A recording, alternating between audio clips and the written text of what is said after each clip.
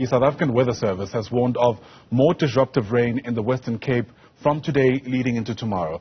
That's as heavy rainfall caused flooding across the Cape yesterday.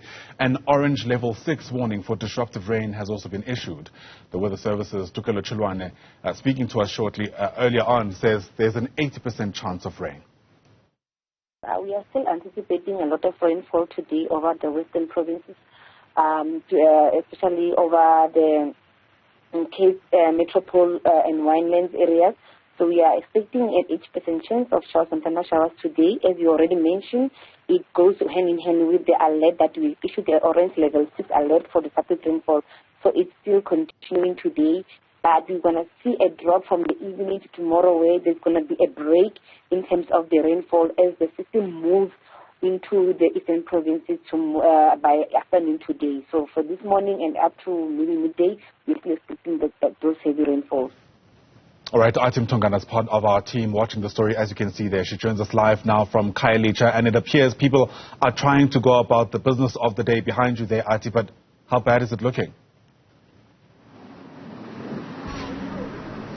It's bad, Ayanda, because remember that informal settlements are normally the most hard hit during these kind of weather conditions. The inclement weather, of course, affects those low-lying areas, those low-lying informal settlements which get built in areas that are prone to flood during this time of the year. And so certainly then the City of Cape Town's risk and disaster management is keeping an eye on those particular areas. We know this is a regular occurrence in the Western Cape, particularly in informal settlements, but it's interesting that yesterday we saw areas, affluent areas like Stellenbosch getting affected. We saw uprooted trees where we know the Stellenbosch municipality dispatched several teams on the ground to use river stones, for example, to try and manage the situation with regards to the roads also being affected and being damaged as a result of the overflowing rivers and the overflowing dams in parts of Stellenbosch, where a lot of road closures had to be implemented. Of course, as you've mentioned, the South African Weather Service issuing a level 6 orange warning, saying that the day, since yesterday and today and well into the weekend, residents should expect disruptive rain, which obviously leads to flooding. A lot of the streets overflow because there's a lot of clogging around the drainage systems in and around the city, as well as Stellenbosch, which is what we saw when we went there yesterday. It's still quite early, and we will be taking you into the informal settlements here in Khayelitsha, where we know, as I've said, very, very prone to the kind of flooding that we almost witness every single winter.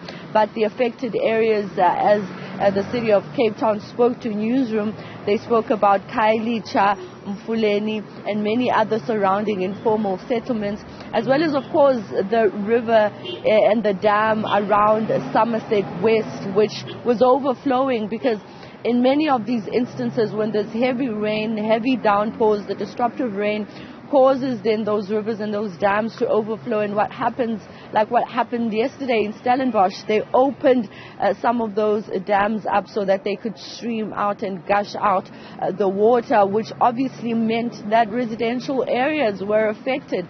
Some parts had electricity outages as a result, and so the residents have really been cautioned in and around the Western Cape to proceed with caution, especially those who will be driving on the roads.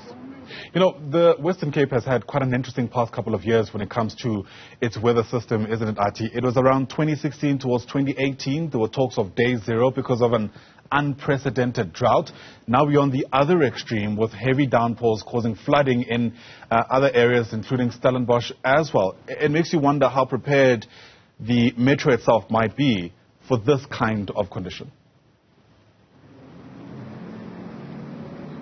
Well, it's very interesting that you speak of another extreme where people were expecting their taps to run dry, and now the rivers and the dams are overflowing with gushing heavy disruptive rainwater.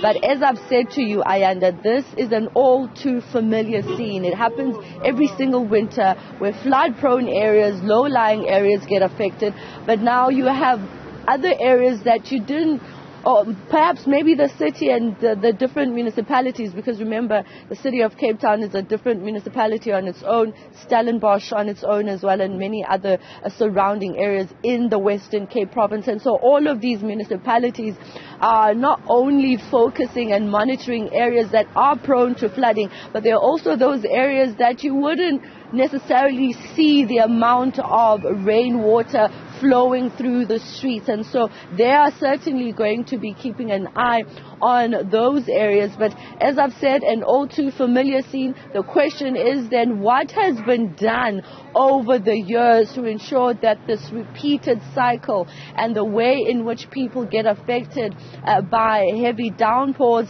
is not as significant as it would have been perhaps last year.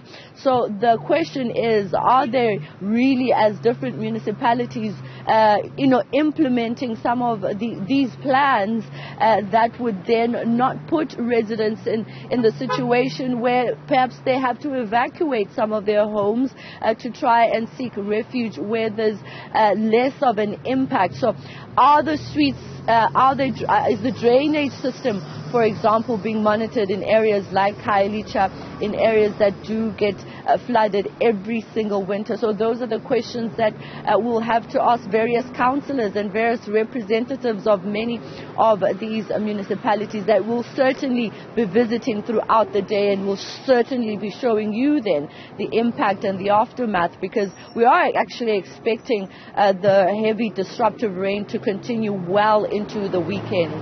They're fair questions. Athi Mtongana, thanks very much indeed for that update. Athi is live to us there from Khayelitsha. That's in Cape Town.